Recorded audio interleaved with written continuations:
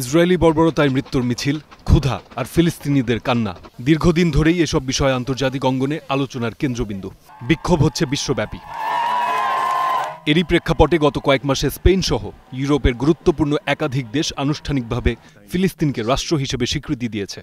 France, যুক্তরাজ্য, Australia ও কানাডার মতো শক্তিধর দেশগুলো দিতে যাচ্ছে স্বীকৃতি। ফিলিস্তিনকে স্বীকৃতি দেওয়ায় অবশ্য নাখোশ ইসরায়েলের প্রধান মিত্র যুক্তরাষ্ট্র ও এর প্রেসিডেন্ট ডোনাল্ড ট্রাম্প। তখনই প্রশ্ন ওঠে, যুক্তরাষ্ট্রের নাগরিকরাও কি তার মতো একই চিন্তা করেন?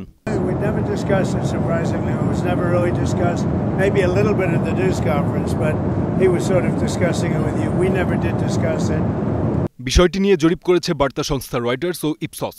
ওই জরিপে উঠে এসেছে ভিন্ন কথা। জরিপের ফলাফল বলছে, যুক্তরাষ্ট্রের অর্ধেকের বেশি বা 58% উত্তরদাতা ট্রাম্পের নীতিকে সমর্থন করছেন না। তারা মনে করেন জাতিসংঘের প্রতিটি সদস্য রাষ্ট্রের উচিত ফিলিস্তিনকে একটি স্বাধীন রাষ্ট্র হিসেবে স্বীকৃতি দেয়া। তবে বিপক্ষে মত দিয়েছেন প্রায় 33% আর 9% কোনো উত্তর দেননি। শুধু স্বীকৃতিই নয়, 65% মার্কিন নাগরিক মনে করেন গাজায় দুর্ভিক্ষ ঠেকাতে যুক্তরাষ্ট্রকে অবশ্যই ব্যবস্থা নিতে হবে। আর 59% মতে গাজায় ইসরায়েলি বর্বরতা মাত্রা ছাড়িয়েছে।